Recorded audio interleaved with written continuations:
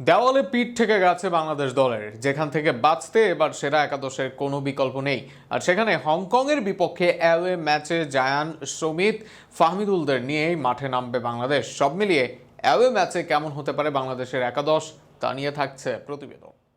হংকংয়ের বিপক্ষে ঘরের মাঠে শুরুর ম্যাচে বাংলাদেশের একাদশ ছিল যেমন প্রশ্নবিদ্ধ, তেমনি সেটাকে নিয়ে হয়েছে অনেক সমালোচনাও। ম্যাচ শেষে ফাহিম, সাদ, সোহেলরা সেই সমালোচনার যৌক্তিকতা দেখিয়েছেন। হংকংয়ের বিপক্ষে অ্যাওয়ে ম্যাচে কোচ কাবরেরার সম্ভাব্য শেষ অ্যাসাইনমেন্ট, যেখানে জয় পেতে সেরা একাদশের বিকল্প নেই তার। গোলরক্ষক হিসেবে দ্বিধা, সন্দেহ আছে। সাম্প্রতিক সময় মিতুল মার্মার যতটা ছন্দপতন হয়েছে ততটাই উন্নতি করেছেন শ্রাবণ। ক্লাবের হয়ে বড় মঞ্চে শ্রাবণ ভালো করেছেন। বিপরীতে একাধিক ম্যাচে জয় পেতে পেতে বাংলাদেশের হেরে যাওয়ার পেছনে আছে মিতুলের বাজে গোলকিপিং। পরের ম্যাচে অনেকেই শ্রাবণকে সুযোগের পক্ষে, তবে খুব সম্ভবত মিতুলই শুরু করবেন আরও একবার, যেখানে ব্যর্থ হলে শুরুর একাদশ থেকে লম্বা সময়ের জন্য জায়গা হারাতে পারেন এই গোলরক্ষক। সেন্টার ব্যাক পজিশনে তারেক কাজীর সঙ্গে থাকবেন মোহামেডানের শাকিল আহমেদ তপু। শেষ ম্যাচে তপুর হেডটা জায়গা মতো না থাকায় ভুগেছিল দল, তবে পুরো ম্যাচে খুব খারাপ করেননি তপু। আর সেন্টার ব্যাকে বাংলাদেশের এখনো পর্যন্ত সেরা নাম তারেক কাজী। আগামী অ্যাওয়ে ম্যাচে বড় দায়িত্ব থাকবে এই ডুয়োর ওপর।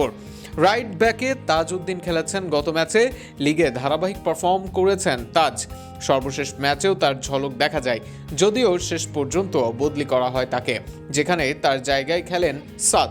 তবে আগামী ম্যাচে শুরুর একাদশে দেখা যেতে পারে ঘরোয়া লিগের performer তাজকে।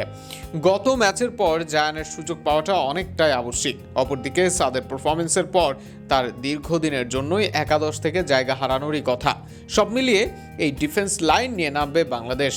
Hamza Chowdhury defensive midfielder, যদিও ডিফেন্স, অ্যাটাক, মিডফিল্ড সব জায়গায় দেখা যায় হামজাকে, তবুও রোলের জন্য এটাই আপাতত হামজার জায়গা। হামজার সঙ্গে দলে আসবেন জামাল ভুঁইয়া ও সামিত শ্রম। সেক্ষেত্রে দুই সোহেল রানাকে যেতে হবে একাদশের বাইরে। অন্তত গত ম্যাচের পারফরমেন্সের পর এমনটাই হবার কথা। তারা থাকলে মাঝমাঠ হতো আরও শক্তিশালী। তবে জামাল, হামজা, সৌমিত্রা এবার চ্যালেঞ্জ জানাবেন হংকংয়ের মাঝমাঠকে।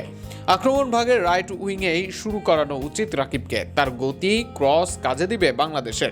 অপরদিকে বাম দিকে ফাহমিদুল, জায়ান জুটি দেখতে মুখিয়ে ভক্তরা। এই দিক থেকেই যে আসবে একের পর এক আক্রমণ, তাতে কোনো সন্দেহ নেই। এদের মাঝে ডিপ লাইন ফরওয়ার্ড বা ফলস 9 হিসেবে থাকবেন শেখ মোরসালিন। সব মিলিয়ে এটাই হংকংয়ের বিপক্ষে বাংলাদেশের সেরা একাদশ। এর বিপরীত হলে আরও একবার বাংলাদেশের হতাশা দেখা যাবে ভক্তদের মনে।